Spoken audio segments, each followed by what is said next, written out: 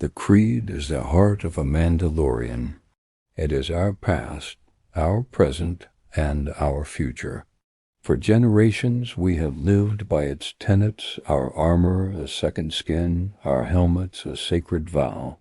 When I was a foundling, rescued from the ashes of my home world, the creed was the first thing I learned. It gave me a name, a purpose, a family. I remember the weight of my first Beskar plate, cool against my skin. It wasn't just metal, it was a legacy. Our training began before the sun touched the horizon. Every day was a test of will, strength, and discipline. We learned to fight not just with our hands, but with our minds. A Mandalorian is more than a warrior. We are tacticians, pilots, and survivalists. My mentor, an old veteran whose armor was etched with the stories of 100 battles, taught me that the true strength of a Mandalorian isn't in their arsenal, but in their resolve. He'd say the Beskar protects your body, but the creed protects your soul. My first real mission was a bounty on a rogue spice runner in the Outer Rim. The air was thick with the stench of cheap fuel and desperation. The target was cornered in a grimy cantina, a den of scum and villainy if I ever saw one. My heart pounded against my ribs, a drumbeat of anticipation and fear. I remembered my training: observe, adapt, overcome. The blaster bolts flew, a chaotic light show in the dim room. I moved like a shadow, my Wester 35s singing their deadly song. It wasn't about the credits. It was about upholding the code, about bringing order to chaos. When it was over, I stood over the captured runner, the silence of the cantina broken only by my own heavy breathing. In that moment, I understood. This wasn't just a job, it was a calling. This is the way.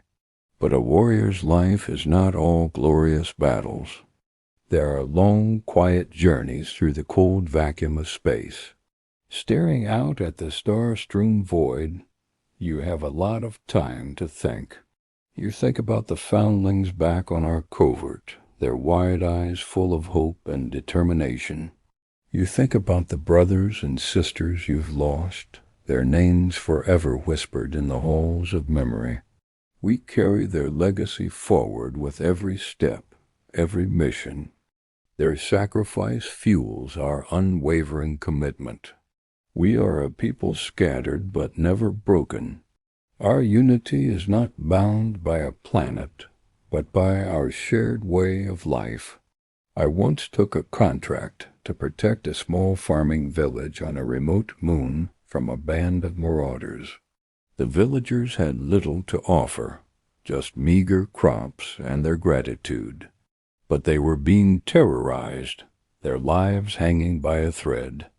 This wasn't a high-valued target for a guild bounty, but honor demanded action. For weeks I trained them, taught them how to defend their homes, how to turn their farming tools into weapons. When the raiders came, we were ready. It was a fierce fight. My armor took a beating, dents and scorch marks, painting a new story onto the Beskar. But seeing those villagers, farmers, and artisans stand up and fight for their freedom, that was a reward greater than any amount of credits. They reminded me that being a Mandalorian is about protecting the helpless, not just hunting the wicked. There are moments of doubt, of course. The galaxy is a vast, often cruel place. You see things that test your faith, that make you question the path. I've seen empires rise and fall, seen hope crushed under the heel of tyranny. But then I look at my helmet, the reflection of the world, warped and distant in its T-visor. I remember the oath I took. To wear the helmet is to forsake your own identity for something greater. You are no longer just a person. You are a symbol. You are the echo of 1,000 generations of warriors who came before you, and the promise for 1,000 more to come. My ship, the Vode, and which means brothers all in Mando, has been my only constant companion on many journeys. It's a relic, patched and repaired more times than I can count, but it's mine. The cockpit smells of warm leather and ozone. It's my sanctuary.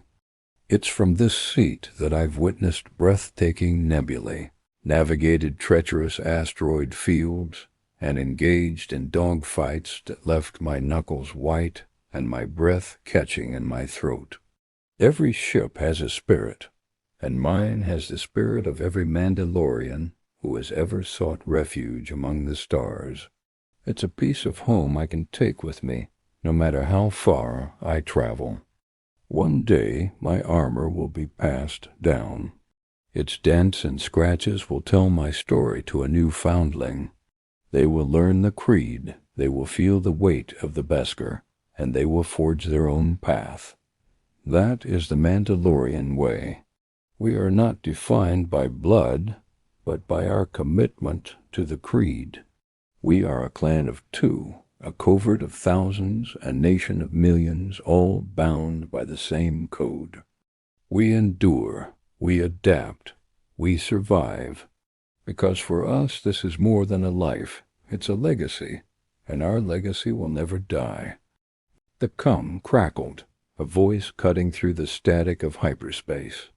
It was an old contact, a Rhodian smuggler I'd saved from a Trandoshan bounty hunter years ago. He was calling in his debt, a shipment of vital medical supplies, meant for a refugee camp on the outer rim world of Felucia, had been hijacked by a notorious pirate crew, the Crimson Jackals. My mission was simple, at least on paper. Retrieve the supplies and deliver them to the camp. Simple jobs are never really simple. The Jackals were known for their ruthlessness and their heavily fortified base, a repurposed mining platform floating in Felucia's toxic upper atmosphere. A frontal assault would be suicide, even for me. I needed a plan, something quiet, something precise. The Mandalorian way. I spent the next cycle studying the platform schematics, memorizing every corridor, every vent, every blind spot. My Beskar armor felt heavy, a constant reminder of the creed I uphold, the people I protect. This wasn't for glory or credits. This was for the innocent lives caught in the galaxy's endless conflicts. I landed the Razor Crest under the cover of a dense spore cloud, a few clicks from the platform. The air was thick with the scent of alien flora, a strange mix of sweet and decay. I engaged my stealth field generator and began the long climb up the platform's supports, my magnetic grips finding purchase on the corroded metal. The wind howled around me, a mournful song of the wild planet below. Each handhold was a test of strength and focus. One slip and the fall would be the end, but fear is not the way. Once aboard, I moved through the shadows like a ghost. The interior was a maze of humming machinery and steam-filled pipes. Guards patrolled the hallways, their conversations echoing in the metallic space. They were overconfident, sloppy. They didn't expect a lone Mandalorian to infiltrate their fortress. I used my wrist-mounted fiber cord to ascend to the ventilation shafts, crawling through the darkness above their heads. The schematics were accurate. The cargo bay was just ahead. Dropping into the bay, I found the crates of medical supplies stacked high, stamped with the insignia of the Republic Medical Corps. But they weren't unguarded. The pirate captain, a hulking Wee-Kay with a cybernetic arm, stood admiring his prize. He wasn't alone. A dozen of his toughest thugs flanked him. Stealth was no longer an option. It was time for the way of the Mandalore to be spoken, not in words, but in action. I ignited my darksaber. The black blade hummed, casting an ethereal glow across the room. The pirates turned, their surprise quickly turning to aggression. The captain sneered. "A Mandalorian. You're a long way from home, little warrior." I didn't answer. I let the Darksaber speak for me. The first 2 thugs fell before they could even raise their blasters. Chaos erupted. Blaster bolts ricocheted off my Beskar armor, harmlessly deflecting into the walls. I was a whirlwind of motion. My Wester 35s sang their deadly tune, each shot finding its mark. I used my grappling line to disarm one pirate, my Vambrace flamethrower to scatter another group. The Weekay captain charged, his cybernetic arm whirring, as he swung a massive vibro axe. I met his strike with the Darksaber, the clash of metal and energy ringing through the bay. We were locked in a duel, a dance of death. He was strong, but I was faster, more disciplined. I parried his attacks, looking for an opening. He overextended on a downward swing, and that was the moment. I sidestepped, bringing the Darksaber around in a clean arc that severed his cybernetic arm at the shoulder. He roared in pain and fury, stumbling back. The remaining pirates, seeing their leader fall, lost their nerve. Some fled, others surrendered. The fight was over. I secured the cargo bay and signaled my Rhodian contact. The supplies were safe. As I prepared to load the crates onto my ship, I looked at the symbol on the containers. It was a reminder of why I fight. Not for a faction or a government, but for the hope that one day people won't have to live in fear. The flight to the refugee camp was quiet. The planet below was a breathtaking tapestry of giant bioluminescent fungi. When I landed, the camp's leader, an elderly Twi'lek woman, greeted me with tears in her eyes. She offered me payment, but I refused. Seeing the relief on the faces of the refugees, the children who would now get the medicine they needed, that was my reward. My duty was done. As I ascended back into the stars, leaving Felucia behind, I thought about my journey. Every battle, every life saved, strengthens the spirit of Mandalore. We are not just warriors. We are guardians. We are a symbol of hope in a galaxy that has too little of it. My armor may be scarred, my journey long and lonely, but my purpose is clear. I will walk the way for myself and for all those who cannot. This is the way. The dust of Navarro still clung to my armor, a gritty reminder of the client and his twisted experiments. The child, now safe in his floating prom, cooed softly, his large, dark eyes watching the star-streaked void through the cockpit window of the Razor Crest. We were fugitives now, hunted by the remnants of the Empire and the Bounty Hunters Guild. Every shadow in every spaceport could be a threat. Every friendly face could be a mask. Our first stop was the forest world of Sorgan. It was quiet, out of the way, and seemingly perfect for laying low. We found a small village of krill farmers, simple folk who offered us shelter in exchange for protection from local raiders. For a time, it was almost peaceful. I watched the child play with the village children, his laughter echoing through the tall trees. It was a sound I hadn't realized I'd missed. I even took off my helmet just for a moment to eat with a kind widow named Omera.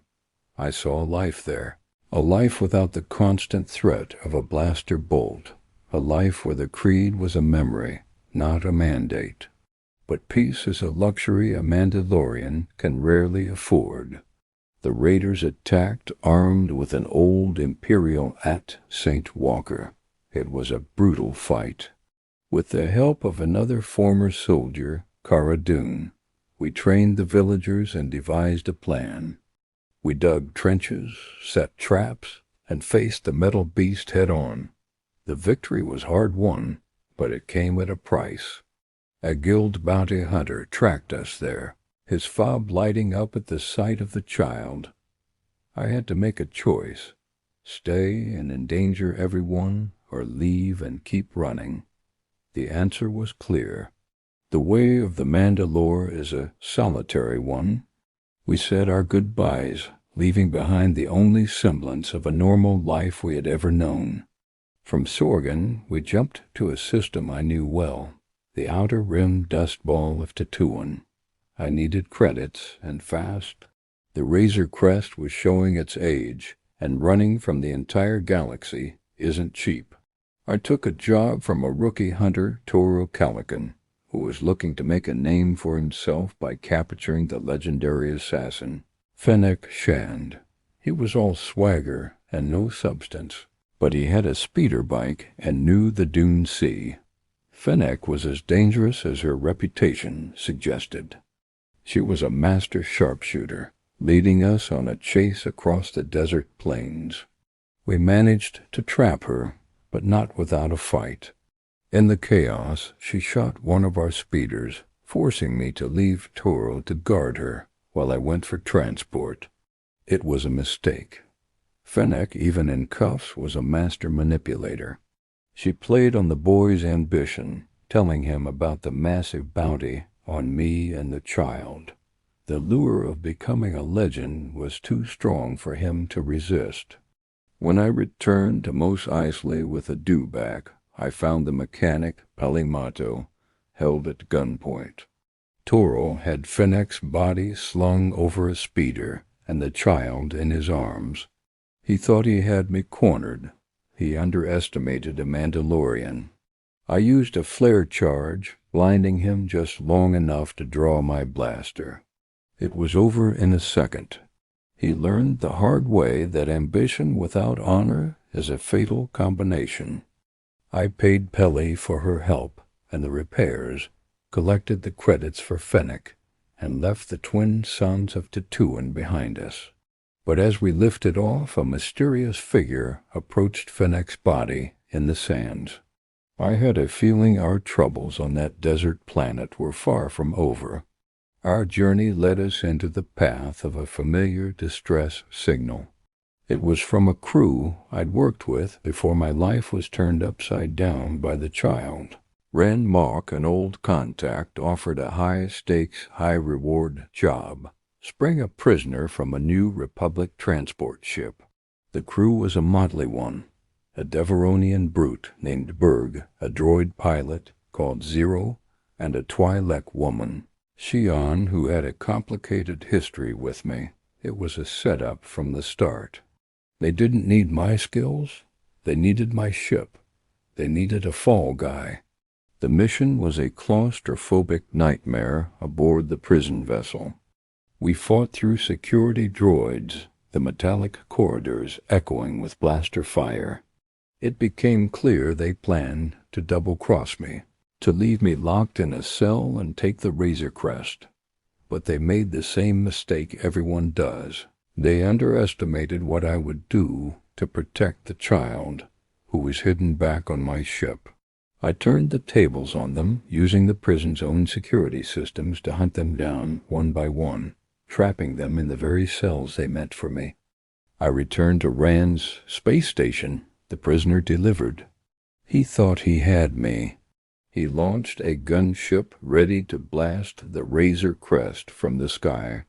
What he didn't know was that I had the new Republic homing beacon from the prison break. As his cannons warmed up, 3 X-Wing fighters dropped out of hyperspace, their lasers tearing his station apart. A cold victory, but a necessary one. As we flew away, the X-Wing pilots hailed me, but I didn't respond. We were ghosts drifting from one crisis to the next. The constant running was taking its toll. The Razor Crest was barely holding together, and I was running out of safe harbors. My only hope was to find other Mandalorians. According to the armorer back on Navarro, they would help. My quest took me to the estuary moon of Trask, a port world reeking of salt and engine oil. The whispers of Mandalorians operating nearby led me to a fishing vessel where I was ambushed. Just as I was about to be overwhelmed, 3 other figures in Mandalorian armor dropped from the sky, their jetpacks screaming. Their leader removed her helmet. B.O. Caton cries, my world tilted. She and her companions, Koska Reeves and Axe Woves, did not follow the same strict creed I did. They were part of a different sect, one that sought to reclaim our homeworld of Mandalore. They saw my devotion to the old way, the way of the Watch, as a fanaticism from a bygone era. They told me of the Great Purge, the Empire's systematic destruction of our people and our world. They told me of the Darksaber, the ancient symbol of Mandalorian leadership, now in the hands of the Imperial remnant leader, Moff Gideon, the same man who was hunting me, the same man who wanted the child. Suddenly, my personal quest became part of a much larger war. B.O. Caton agreed to help me find a Jedi if I helped her seize an Imperial freighter loaded with weapons. The plan was bold, a direct assault on a Gazanti-class cruiser. The fighting was intense, a blur of close-quarters combat against stormtroopers. We fought our way to the bridge, with B.O. Caton interrogating the captain, desperate for information on the Darksaber's whereabouts. Moff Gideon wasn't on board, but he was expecting her. He knew. True to her word, B.O. Caton gave me the information I needed. She told me to seek out a Jedi named Ahsoka Tano on the forest planet of Corvus. The name meant nothing to me, but it was a lead, a real one. Our paths diverged there. She was on a quest to reclaim a throne. I was on a quest to deliver a child. As the Razor Crest, patched up yet again, limped towards Corvus, I looked at the child sleeping in his prom. The galaxy was bigger and more complicated than I ever imagined. But my path was clear. This is the way,